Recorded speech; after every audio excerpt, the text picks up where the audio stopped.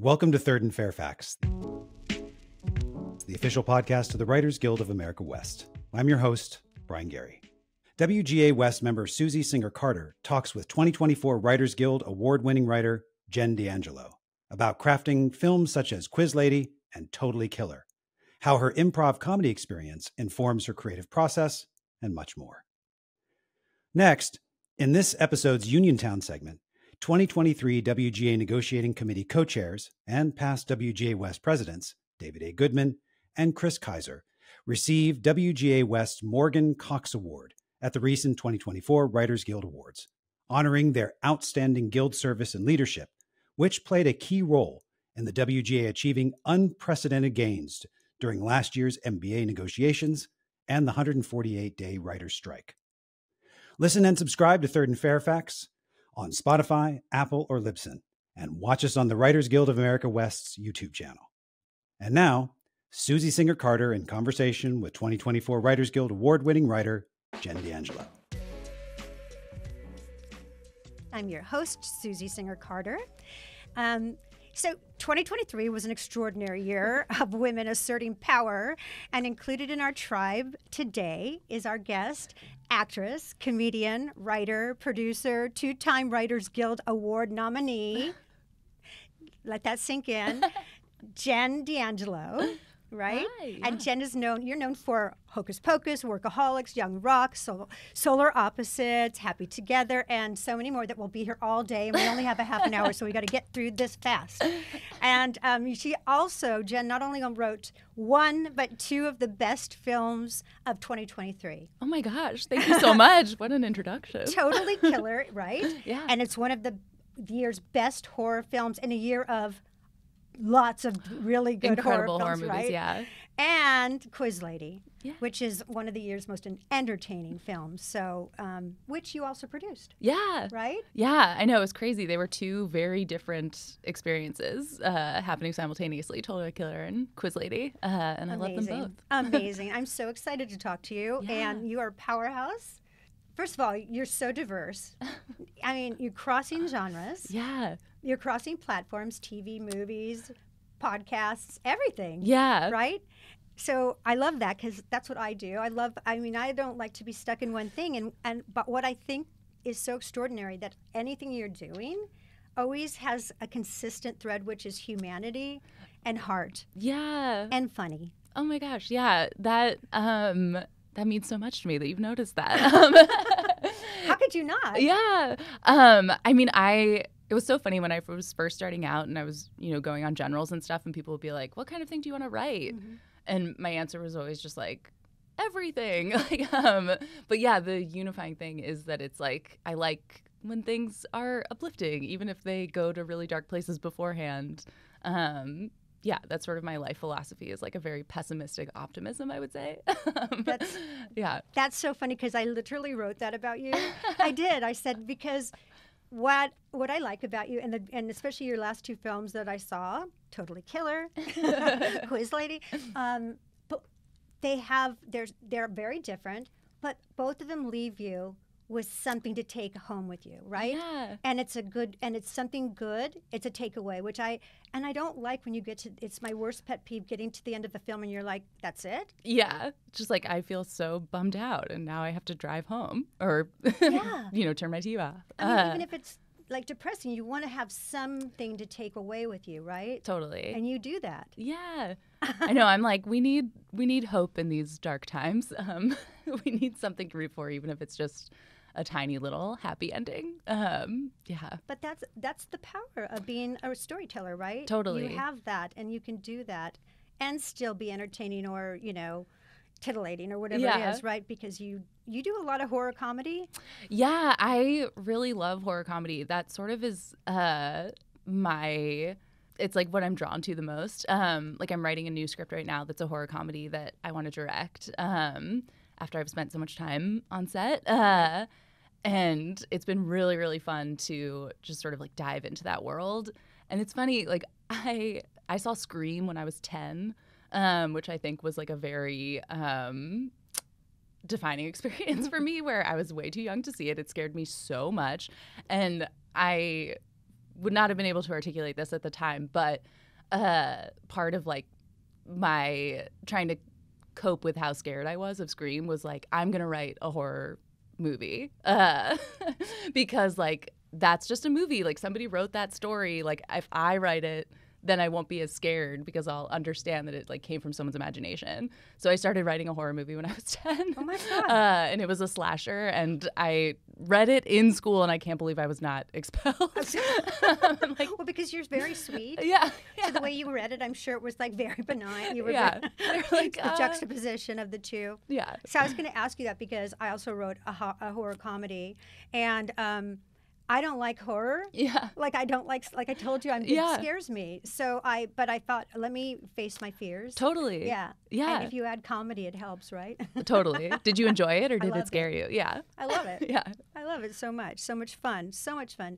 Yeah. And that brings me to another thing, because what I like to do, you do as well, which is you write really good female relationships. Yeah, thank you. I know I just love exploring relationships that we haven't seen that much. Yeah. And that was what was so fun with Quiz Lady, was like, exploring this big sister, little sister dynamic that I feel like we haven't seen a lot of. And so it was really fun to explore that. And then also I really love a juicy like mother-daughter relationship where it's not, the perfect relationship. No, and there's a lot of fodder. Totally, yeah. And I feel like we've like kind of shied away from it. Like having like a quote unquote like bad mom in a movie like feels so like, oh, you can't do that. Like moms are amazing. And you're like, well, sometimes. Sometimes they are, sometimes they aren't. Sometimes you can't get along with them, Yeah. It's a complicated relationship. It is very complicated. Yeah. That's a good word. It is very, very democratic. Yes. Let's talk about Quiz Lady, which is on Hulu. It's a heartwarming comedy about two sisters, like you said, who are on a wild road trip to save their dog from monsters. We share our love of dogs, like you do, right? Yes. So it starred uber talented people, Awkwafina as Anne, and then Sandra Oh as Jenny, and both of them playing like against type. Totally. I know, it was so cool to watch them find those characters. And it was also so interesting because even though they were playing against type, they were sort of playing closer to how they are in real life, which was so fascinating. And yeah, it was so beautiful to watch their relationship blossom throughout the movie too. And they really did develop this sisterly bond, and they're both so good in the movie. It was a dream to work with them. No, seriously, I think Sandra Oh got lost in it. I didn't even see her anymore. I was trying to picture her in her previous things, and I couldn't find her. She did so good. Totally. Right? She's amazing. Yeah. So you've probably been asked this a million times, but in case no one knows this, talk about how you were, inspired to write this film. Yeah, I mean, it all started from this very simple idea. My brother is a genius and a Jeopardy whiz, and he has tried out to be on the show like dozens of times at this point, and he always gets into the contestant pool where they're like, we'll give you a call, and then he just never gets the call. And so then he keeps auditioning every year. And when I first moved to LA, I was working as a writer's PA on a Sony show, and we were off lot, but I'd have to drive onto the lot to like deliver stuff all the time, and I would drive right past the Jeopardy stage, and I was like, it's right there. Like if I could just get my brother on the show, it would make his whole life. So it started from that idea, and then it was a few years later where I'd been working in TV, and I wanted to get into features, and my first feature sample that I wrote was like a Rosencrantz and Guildenstern Are Dead, but for the movie Titanic, which was very fun to write, and was definitely... I want to know what's going on in this head. Yeah. I mean, it was truly... I was like struggling so hard to write a feature because I was just thinking like, who should I write it for? What size budget should it be? Like what's going to get made? And I was like, I'm going to let go of all of those worries and just write something that I think will be really fun to write, which it was. And so I started getting like a little bit of attention off that script. But I was like, I should probably write something that is actually producible. That is like a $100 million. Yeah, because you have to live. So I was like, I'm going to try this, this Jeopardy sister comedy. And so I started writing it, and the central idea was just sort of doing a rom-com, but where the central relationship is between two sisters instead of a romantic one. And so, yeah, I just wrote it on spec, just thinking like, no one will ever make this probably, but, you know, you never know. Stranger things have happened. If we get two amazing actresses who want to play the sisters, like maybe something will get going. That will never happen. Yes, it will never happen. But you did. Yeah. So how did that happen? So how did you ended up with two Asian American women? Yeah. And here you are, not Asian American. How was that, and how did that all come about? It was amazing. So I finished the script. I sent it to my manager, Maggie Haskins, who's at Artist First, where Awkwafina is also repped. And Maggie read it and was just like, I really think we should send this to Awkwafina. I think she would like it. And it was crazy timing because she had just been a question on Jeopardy like the day before. No. And so we sent it to her. I know. Can I just like have some of your aura? I literally am like, what did I do in a past life? I feel so lucky. Like, this is crazy. Amazing. Yeah. It's beautiful though. Yeah. And so yeah, she read it and she was the first person we sent it to. She signed on. Then we got Gloria Sanchez involved. Then we sent it to Sandra. Sandra signed on. And then we hired our director, Jessica Yu, who's amazing. And at the time, Jessica and Sandra were both working in London. And so Awkwafina and I went out to London and we had like a week-long workshop where it was just the four of us, where we met every day. We read through the script. We talked about... This doesn't happen. I know. This doesn't happen. It was really amazing. And I was just like, this process is so incredible and the script is so much better for it. And you're in London. And we're in London. And it's amazing. Yeah. Come on. Oh my God, I love it. That's such an exciting thing. Yeah. You must have been like over the moon. Oh my gosh. I mean, just pinching all day long. Yes, it was amazing. It was also peak COVID, so I had to quarantine for 5 days, but I truly was just like... It's an adventure, right? Yeah, I was like, what a blessing and to that's, be I mean, trapped. I was going to ask you about that because very often as writers, we don't get to collaborate. Yeah. And you were able to collaborate with the writer and your two stars. Yeah. So you're really involved in the mix of it. Totally. And it was such a great, you know, because it was really, it felt so special that this was a spec that I wrote. I wrote these characters. I made a conscious choice to not specify their ethnicity because I was just sort of like, I want to see what amazing actors we can get. That's great. And so when it was Awkwafina and Sandra that came on board, you know, it was really important to all of us to make sure that these characters didn't just feel like white characters played by Asian actresses. Right. Like, we wanted to make sure that they really felt authentically Asian American and that the family dynamic really felt very real and natural and not forced. And yeah, like it was just made so much better for it. And I just kept thinking, like, what an amazing moment in time that we have these two Asian actresses who are beloved enough and big enough that they are able to attach to this script and be like, we want to do this and we want to rewrite it and now we're going to make it happen. Right. And it was so cool. And you had you had a great ensemble cast as well. Yeah. Like Jason Schwartzman. Oh my gosh. And Will Ferrell. Yeah. And Holland Taylor, who's amazing. She's always so good. She's incredible. She just kills me. She's so funny. I do want to talk about the star of the film. Mr. Linguini. Mr. Linguini. Yes. AKA played by Aggie the Pub. So Aggie Aggie was the inspiration for the role. I think she's the poster child for anti-ageism. Yeah. She's a grand old dame. But yeah, the two pugs that played Mr. Linguini were Cookie and Crosby. Okay. They were very sweet. So who's Aggie? Because I read some. Yeah, so Aggie is two of my very good friends. We've been friends since college. Their names are Connor and Annabeth. They got this pug, Aggie, 12 years ago. And so I've just been obsessed with her for 12 years. And I think she's so funny. And yeah, when I was writing the script, I was just like, Anne is such a homebody. You know, she's this person who's really mired in her routine. Mm-hmm. And it just felt like an old pug was the perfect companion for her. Yes. Because they really just want to lounge. That's all they want to do. Yeah. I mean, seriously, like in dog years, like Mr. Linguini was like over 100. Yes. He's a centenarian. He was, I think, 23. He's like, how old is that dog? Yeah. That dog is old. I definitely Googled what's the oldest dog that ever lived, and it was like around 25. And I was like, okay, amazing. So theoretically it could happen. And I like that he was the one that gets kidnapped or dog-napped, right? And that becomes their mutual thing. And I also just love the way the two sisters, you know, your arcs are so crystal clear.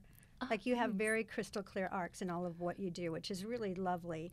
And their arc is so beautiful, and they become each other's hero. I know. I was really drawn to this idea of like, you know, I have 3 siblings, and it's just so funny. Like, I have 2 brothers and 1 sister, and it's just so funny how you are always sort of trapped in like the kid dynamics, even when you're just fully adults. Yes. And so this idea of just like, if you met your siblings just on the street with no backstory, like you would be able to like appreciate their good qualities so much more, because you wouldn't just be like, remember in high school when you like wouldn't drive me anywhere? Like, you know, you have so much baggage. I was just gonna say. Yeah. So yeah, it was really fun to just sort of craft this thing where they're both able to sort of see each other in a new light and let go of all these past grudges and really sort of meet each other where they're at. And embrace the differences in who they are, right? Totally. Because they are diametrically different. Yes, right? Totally. So which adds to the fun. Yes. So much fun. So I don't want to miss talking about Totally Killer, because it is totally killer.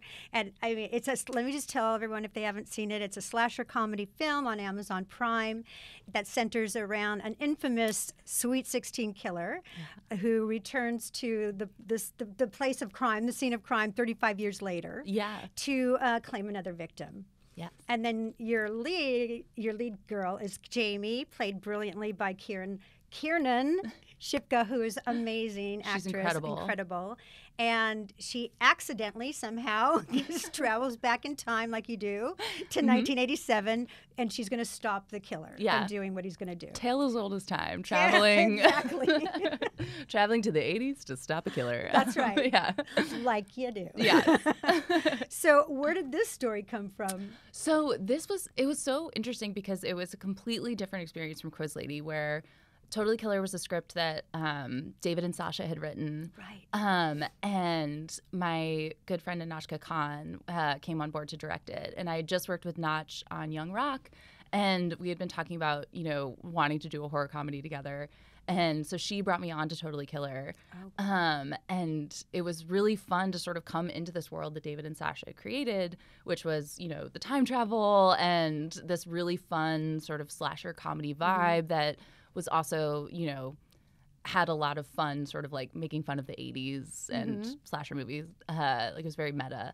Very meta and so fun. Yeah. And so I was like, this is a blast. I love this world. And so I came in sort of as they were prepping to go into production to do a rewrite. And it was so fun to just sort of like come in. I loved that movie so much. I'm so proud of it. Everyone is so incredible in it. Notch did such an incredible job. Such a good movie. And so, yeah, it was such a weird, you know, I feel like it's really both sides of the coin of being a writer, of just like sometimes you have a project that you've been on from the very beginning and you're the first person in and the last person out. And then sometimes you just sort of like jump on and then leave, and then just sort of you're excited to see it. And so how is that working with 2 other writers? Because I've done that once, and it's either it's really good until it gets bad. Totally. Right? So until there's only 3. Yeah. So who makes the final decision on something, right? Did you have that? Totally. Well, so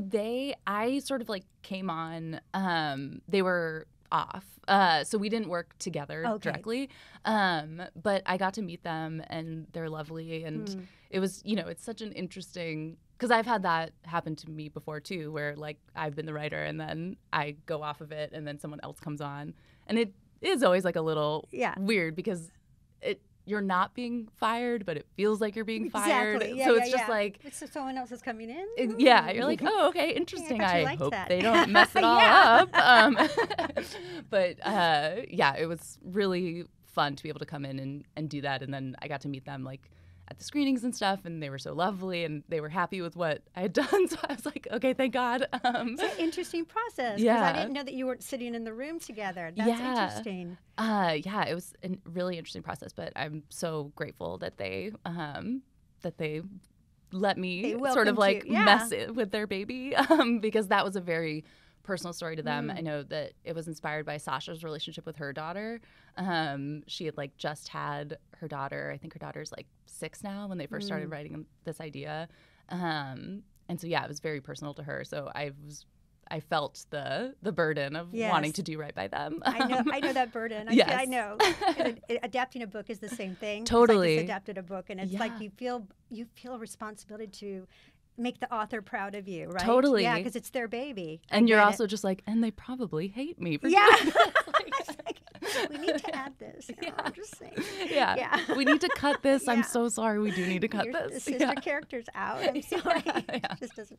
But I love, again, the relationship, because I love how what's the character's first? Wait, is it Jenny? No, it's Jamie. Oh yeah. Jamie goes back in time and then meets her mom. Yeah. And then they become like best friends, almost like sisters. Yeah. So what a neat. That's just a great storyline that Totally. we haven't seen. Yeah, and that similarly for me was coming from a place of like, if you were to just meet your mom as a human being, you would have such a different relationship with her, because you wouldn't have all the baggage of like, oh, my mom, like, especially when you're a teen girl, your mom is your biggest enemy. How can she not be? And so yeah, just this idea of like finding out that your mom is completely different than sort of the person that you imagined, and then learning sort of more of what they've been through and just being able to empathize with them as a person rather than like a mom. It's great. It's such a great device. I love it. Yeah. I love it, because I look at it from both sides, because I have 2 daughters. Oh, yeah. Yeah, so I was like wrapping my head around it. Like, if you do meet your daughters as people. Yeah. And like, would you like them? Yeah. I think I would love them. I would like them. But I mean, it's the same, right? Totally. Yeah, like if you met, I like that. That's really cool. And so as far as, when you collaborated with David the screenwriter, you've worked with them before, though, right? No, I hadn't worked with them. Yeah, I had worked with Notch, the director, who's also a writer. But yeah, I hadn't met David and Sasha before. Oh, okay, Yeah. okay. And so in terms of like, just give us your secret sauce. We're not going to tell anybody else. It's just like it's just for us. Yeah, but you have a great trajectory. You started as an actress?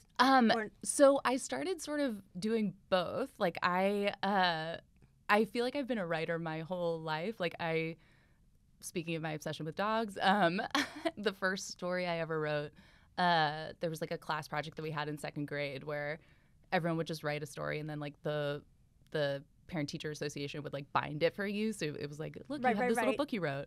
And I took it very seriously, and I wrote an 11-page like typed story about my dog Briars meeting a Christmas elf. It was called Briars Meets an Elf. And I just remember when I hit like the end, like on page 11, I was like, I have written a novel. I am an author. Love it. And so I just was always writing, and then I got into sort of like improv comedy in middle school. I was in a middle school improv comedy troupe. It was very cool. It's totally cool. Yeah. Were you like the youngest in the troupe? So it was actually like a kids theater group that they just formed their own little comedy group, and it was really great. So I was doing that down in Philadelphia. It was like a sort of like community theater. And yeah, so then when I was going to college, I was like, okay, I know I want to write movies. I also know that I want to keep performing comedy. So I went to Northwestern so that I could be around the Chicago improv scene, and they have an amazing screenwriting program. So yeah, when I moved out to LA after college, I immediately started doing UCB, and then also just writing all the time. And again, my incredible fortune, I was able to get a writer's PA job pretty quickly.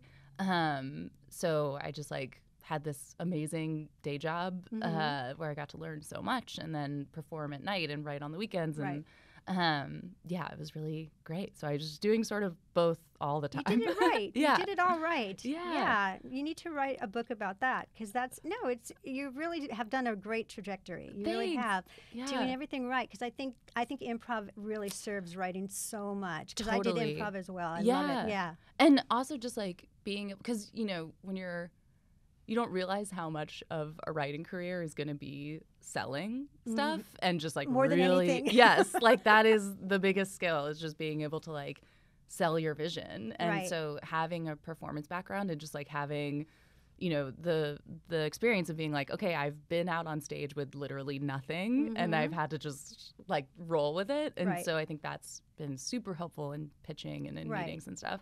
So I highly recommend it. Yes, Yeah. I think you're right. Yeah, but you're Yeah. also delightful. Oh my gosh, thank you so much. Yeah, no, you are. I can understand that. So can you give us a little hint about Hocus Pocus 3? Oh my gosh, I don't think I can. Okay, well, so you're doing Hocus Pocus 3? You're somewhere along the line of it. It might happen, it might not happen. Who knows? Who You know, knows? we all loved Hocus But it Pocus is 2. you, Jen. So, it is you. I mean, yeah. Yeah. I feel so extremely fortunate. That was like the best email I've ever gotten, was that Disney was hearing pitches for Hocus Pocus 2. And I was like, I love Hocus Pocus more than anything in the world. I will absolutely pitch on this. And yeah, That's that was so a beautiful. dream. Yeah. That's beautiful. All right, so we're getting close to the end here, and I just have let's talk about. I have some fun facts. So, first of all, you worked on How Did This Get Made? Yeah. Podcast, right? Yeah. It was so fun. Fun fact. So they featured Bratz in one of the episodes. As they crushed it. They literally like smashed it. But then again, on the other hand, said it was like one of the best worst films ever, and that it was shot so well. So I take pride in that because I wrote that. Yeah. I do feel like there is something like really. Like when someone really like destroys something, there is like kind of a weird pride of just I have like pride in well, it. Look, you had a big reaction to it. Yeah. Like it hit something in you. I blame it all on John Voight. Exactly. It's really his fault with his fake nose. It's really not. The script is great. And then, okay, well, we already talked about our dogs. Yes. So maybe they'll edit in a picture of it. I don't know, but we have the amazing dogs. And you worked on Drop Dead Divas. Yeah, that was my first show. That was the Sony show where I would drive onto the lot past the Jeopardy that's the stage. one. Yeah, Okay. It was so fun. So did you meet Valerie Harper? No. Okay. It was so that job. Another reason that I'm like, that job was incredible, and I can't believe I got it. All the production was in Peachtree City, so they were in Georgia. What? So just the writer's room was out here, which made the writer's PA job extremely easy. Oh my gosh. So I was like, I just have to kind of get lunch and do coffee runs and print stuff. So yeah, that job was amazing. Okay. But yeah, I didn't really get to meet that Anybody. many people like on the production side, or in the Because cast. we have that in common because she started my film. Oh So, really? yeah. Oh my gosh! Mhm. Oh whoa!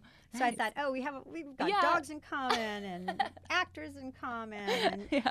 so what advice can you give? Like maybe some new writers that are coming up, and like what you've already given a lot of information, but like what? Yeah, I mean, the best piece of advice that I ever got was, so my husband used to work at a studio, so he would just have generals with writers all day long, and one of them told him that when they have writer's block, all they do is just make a list of things that they like, and then just see if that sparks anything for them. And that was literally, when I was like, I've got to write a feature sample, but I don't know what to write.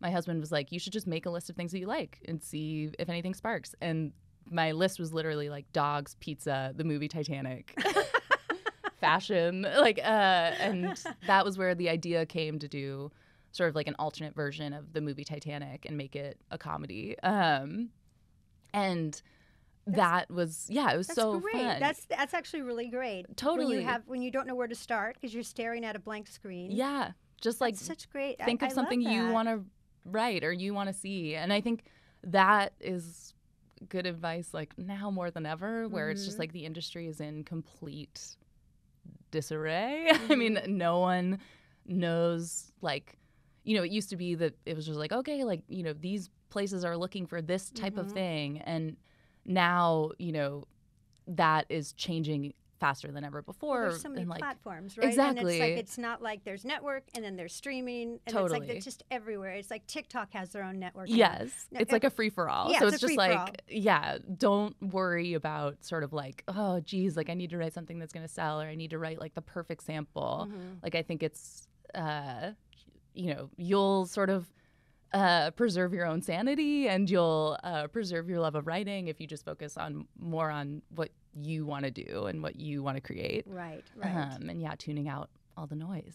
I love that. No, that's such good advice because you can get burnt out, right? Totally. And you can get disillusioned. Totally. Right? And it's also like, it's so hard when it's your passion is your career, because you're just like, well, I do need to make money. And so how do I do that? And it's, it's always a balance. But I think if you're really stuck, go back to what you love. Yeah. Yeah. What do you like more, TV or film? Oh my gosh. I mean, it's really so hard. I really love collaborating, so I really miss a writer's room. But I also really love movies. Like, I just love doing complete stories and also just the scale. And so yeah, they're very different. And I do really love them both.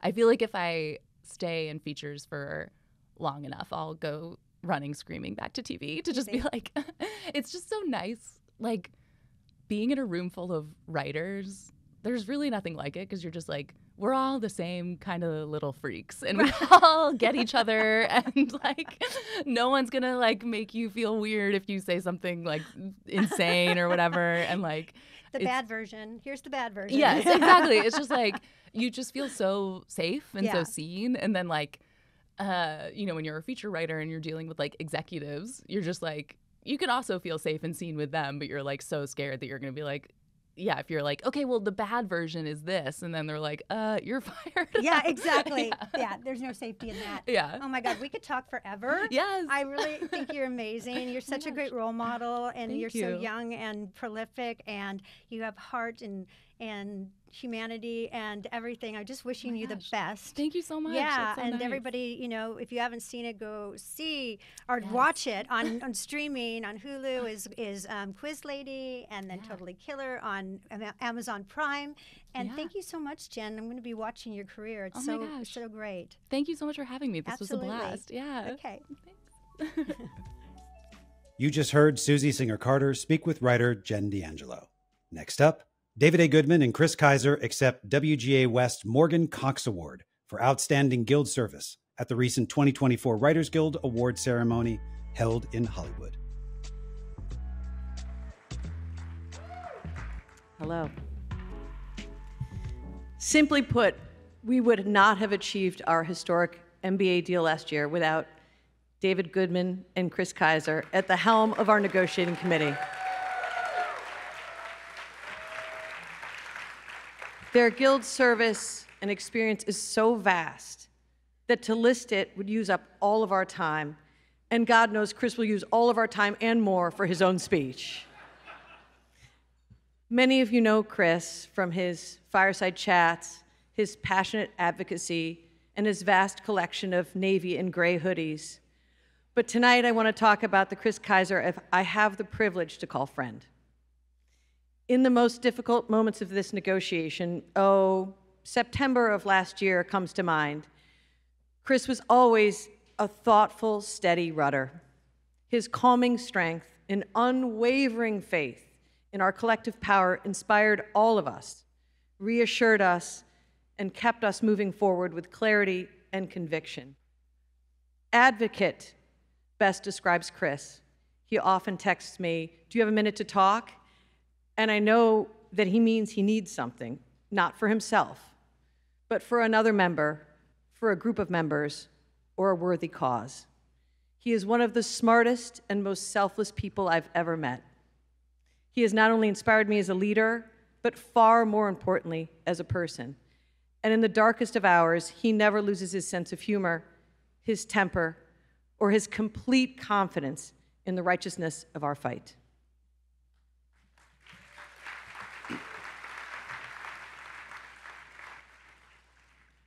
David Goodman's 18 years of Guild service clearly demonstrate that his commitment to writers and his masochism know no bounds. Goodman is a self-avowed homebody who is happiest cocooning in his home office, surrounded by weird collectibles, rereading dusty old Sherlock Holmes novels whilst eating a fried egg on top of 2-day-old leftovers. So he deserves half an award for simply leaving the house and commuting to 3rd and Fairfax all these years. Now, it's well known that David doesn't particularly like people, but lucky for us, he tolerates writers and loves this guild. If you saw Goodman out on our picket lines last summer, you could see how much pride he felt and how much strength he drew from being around fellow writers, especially new writers, who would soon be flooding his inbox with complaints. With his self-deprecating, sardonic style, I like to think of David as the Hugh Grant of labor leaders. But Underneath the bitter exterior, Goodman really cares. You have no idea how much he worries about all of us, how much he wants us to be okay, to make a decent living, to be treated with respect. And if those things aren't happening, he will stand up like he did during our 148-day strike and do something about it. That doesn't mean that David's a fearless leader. He readily admits he gets nervous or scared when we take on a big issue or a difficult campaign. And yet, he has stepped up repeatedly, serving on 6 negotiating committees. Being scared, but doing it anyway, that's the very definition of bravery and masochism. I know all of us in Guild leadership would not have made it through the strike without Goodman's empathy and wise counsel, his brilliant strategic mind, and his inimitable humor. We all learned so much about leadership watching David watch Chris.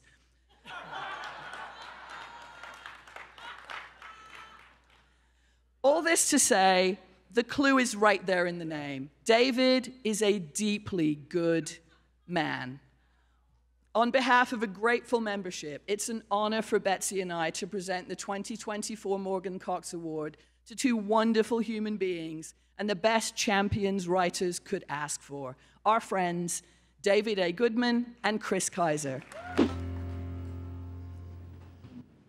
When my kids were little, I used to sit them on my lap and tell them stories about Morgan Cox, what he did or stood for or something. All the things that he gave us that gave us such a great world that we have today. Tell us again about Morgan Cox, Daddy, they would cry. Lucky kids. To think that decades later, I would be standing here in front of all of you and my wife and my daughter and her husband, having won half a Morgan Cox. It means 50% more than I can say, and I thank you with half my heart. Thank you, Betsy and Michelle and Meredith and the Writers Guild for this honor that celebrates some fights, some victories that, in fact, we all won together. Goodman and I were often the face of it, but the heart of it beat in literally thousands of us. I've been given 2.5 minutes to put into words what that all meant. I think that most of you know, and Betsy kindly mentioned, seldom takes me less than 20 minutes, but I will try. Simply put, what happened, why we celebrate, why David and I are up here, is about the education of the Writers Guild.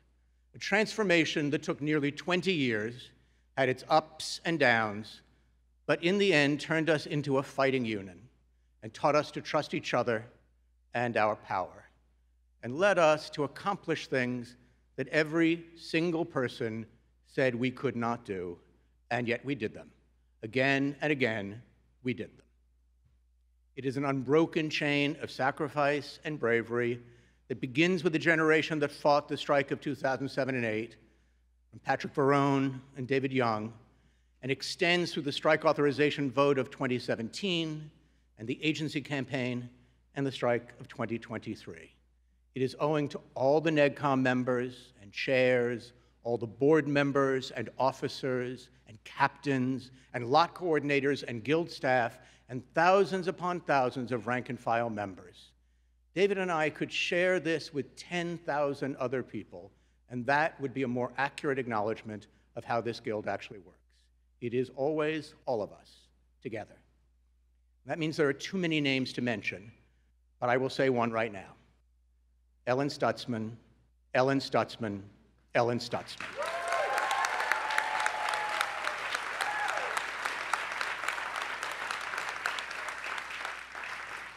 Actually, I lied. I wanted to mention 2. So few people know how much of the burden of these past 10 years has fallen on the extraordinary shoulders of Rebecca Kessinger. The Guild owes more than I have time or words to repay to Rebecca. As for me, I am grateful for this thank you. But the truth is, I would rather be imitated than honored. I would trade this back today for a promise from the members whom David and I have led for so long not to forget what it felt like last year. Don't forget what it felt like to have a common purpose, to make a common promise, to march side by side, to be there for yourself, of course, but mostly for everyone else. Don't forget that it's always a struggle, that nothing is given to labor that it does not demand, that though we have many allies from time to time, we are our only champions, and that if we are unbreakably for each other, we are and have always been enough. Don't forget to look out for each other between struggles, for those who are most vulnerable, most likely to be affected by tough times like the ones we're in now. Don't forget to give money, if you can, to the Entertainment Community Fund or any organization dedicated to the welfare of writers. Don't forget, and that will be more than enough thanks, because I don't know what the next fight will be, when it will come, but it will come. And those who have sought to diminish labor have always counted our exhaustion and our fear, that we've had enough. Don't let that happen. Remember what you did, what everyone else doubted, and you did. I am here today because all these years I have believed in the power of community, of unions, believed in the Writers Guild and in writers. Because what makes us writers also makes us different and prescient sometimes and brave. It is, after all, our job to dream of things that never were and say, why not? If we remember these things, if we treat this moment not as a beginning or an end, but as a middle, I will take that and half a Morgan Cox any day. Thank you.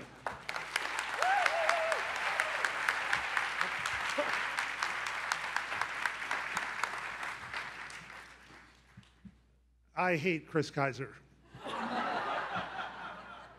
You have some idea of the abuse and denigration I have suffered since I became the sidekick to Jewish Obama. It's not just the speeches. A few years ago, when I was president, Chris and I co-chaired this huge member meeting, and afterwards, a writer, Lauren Youngovich, comes up to us and she says, "Great job, guys. And Chris, I was just in the lobby, and we decided you're the sexiest president the Guild's ever had." Well, looks fade, pretty boy.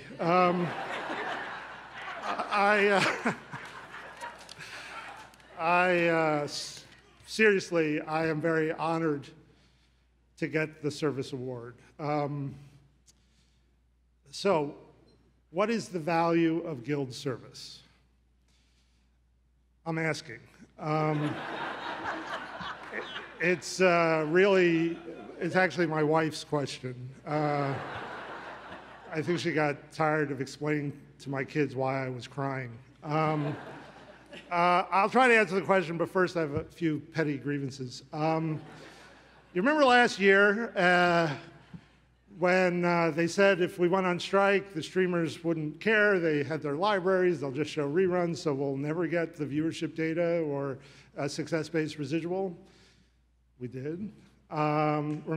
Remember, they said if we went on strike, they were just going to replace us with foreign writers. They didn't. Or they said once we were on strike, it turns out that's what the companies wanted as an excuse to get rid of all the big overall deals. That didn't happen either. So these were lies, and there were many more of them. And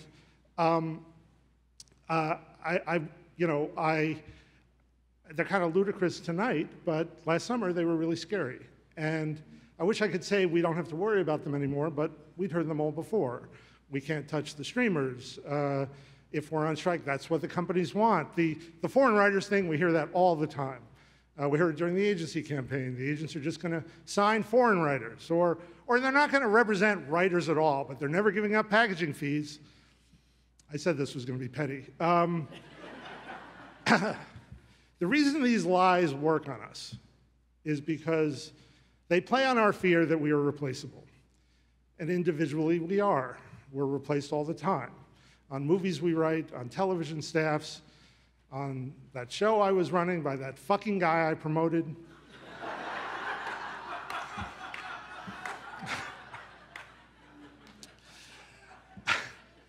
But we're always replaced, it's a true story, but we're always replaced.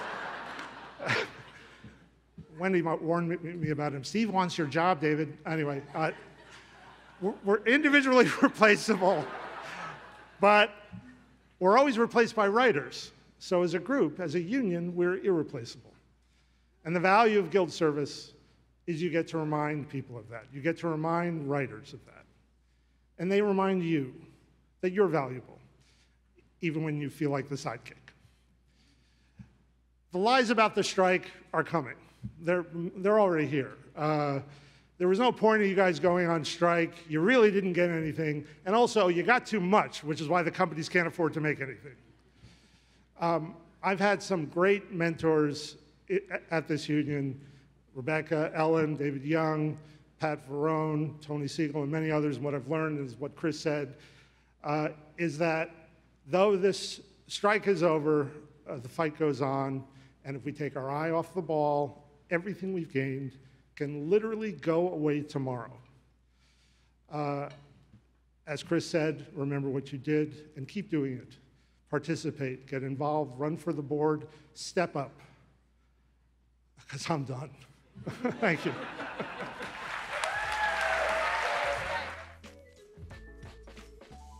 Thanks for listening to this episode of Third and Fairfax. You can listen and subscribe to Third and Fairfax on Spotify, Apple, and Libsyn, and watch us on the Writers Guild of America West's YouTube channel. Also check out writtenby.com, the Guild's online publication, for more on writer craft, career, and union life. Thanks for listening, and see you next time.